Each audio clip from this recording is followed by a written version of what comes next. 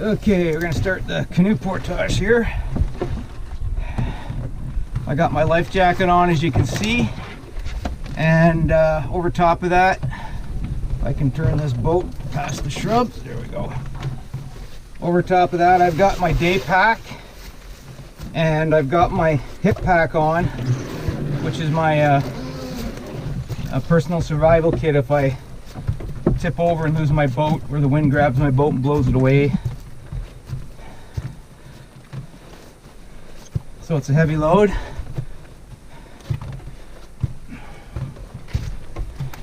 And the substrate is wet and slippery. My boots are terrible. They're hiking boots with a superb ankle support and tread, Gore-Tex, so they're waterproof. But there's something about the tread that becomes super slippery when the rocks that have lichen on them or algae close to the shore, the tread has no grip at all. It's like grease lightning. Ow.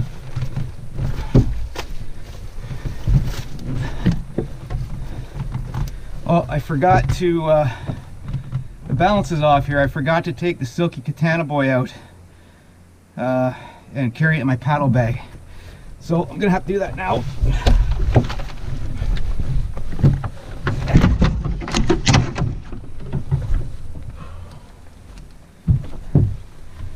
That's a lot of weight, pulling the back end down. I've got my silky big boy here. It can stay there. And I'll pick this up on the way back for the second load.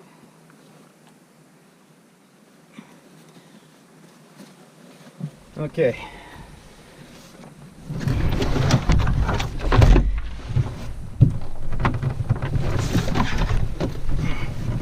There. That's better.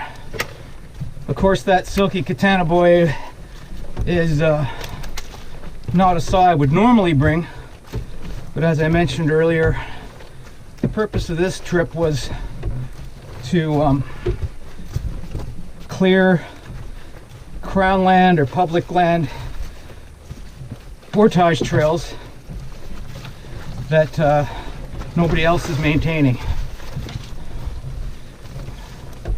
So the plan was for me to carry on today to another lake further in. We'll actually spend the day clearing the portage, then the next day go in and do portage in, and then make a new campsite, which might require a lot of large diameter wood cutting. So that's why I bought the katana boy with me, because otherwise it's way too heavy for a solo canoe trip, of course. But it's already paid off in the blowdown I cleared on this portage trail. I was in the market for a lighter boat. This one's not too bad, it's about 54 or 56 pounds. But there's lighter solo boats. I don't like the narrow solo boats though. I like a prospector shape, which is what this is. But this is a narrow prospector, and which I really like. It's a 34-inch beam. And it's got tumble home too. Tumble home is really important. That's the curving back in of the sides of the hull so that your hip is closer to the gunnels and your paddle can go, it's easier to paddle when your hip is closer to the gunnels. So tumble home on a solo boat is really important, and a lot of the solo dedicated narrow solo boats like 26, 28-inch beams, they have a lot of tumble home in them, but those boats are too narrow and tippy for me for what I like to do. They're kind of low on capacity carrying, and this boat is can take me on a month-long trip, and I've done that many times with this boat and my other Whitewater Royal X boat that's shaped exactly like this one, same dimensions, where I've done 46 days is my longest. That's a lot of pack space for food and extra gear, expedition level gear in the Arctic and the subarctic. So I'm blabbering away here, but long story short, I like this boat size, but I'm looking for a lighter, more modern hull material, and I cannot find this boat size and shape. I can find smaller and narrower, and I can find the length of this, but too wide at 35 or 36 with no tumble home, which is uncomfortable to paddle solo for the way I paddle.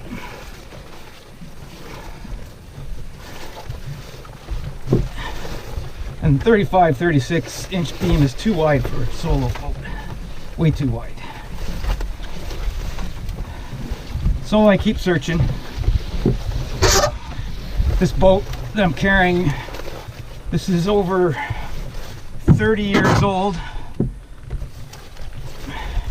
or around 30 years old, and it's not made anymore. The company that makes this has changed and gone out of business, been bought up and whatnot. So this boat doesn't exist anymore in a new form. So the search goes on for a lighter replacement for this. Something down in the 40 or 35 pound. 35 pound is pushing it for durability.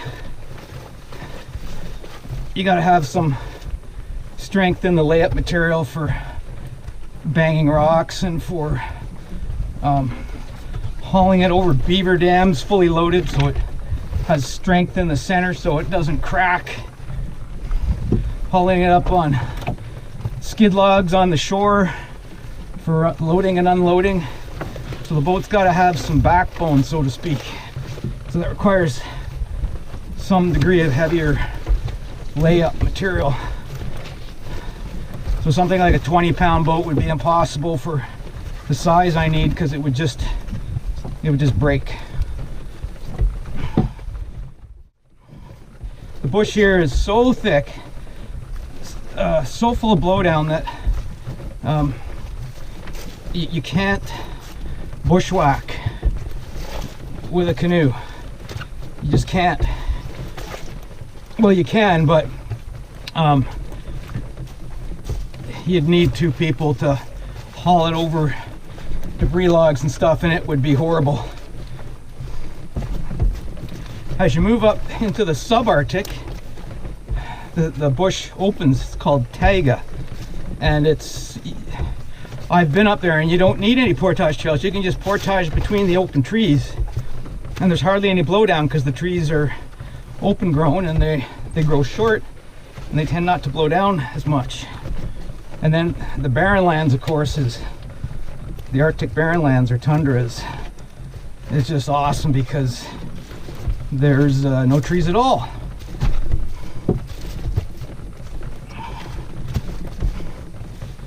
There are in the Arctic, there are big boulder fields. There's swamps.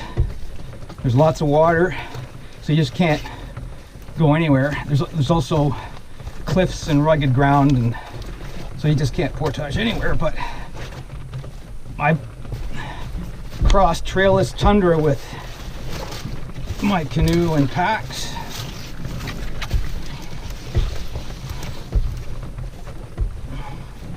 And that's with a Royal X boat that's 75 pounds. Don't know if I could do that now in my age.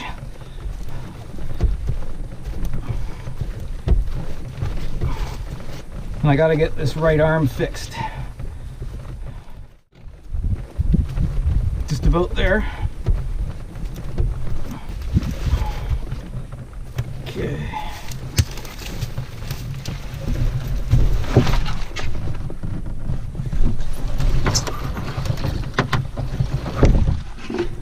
All right.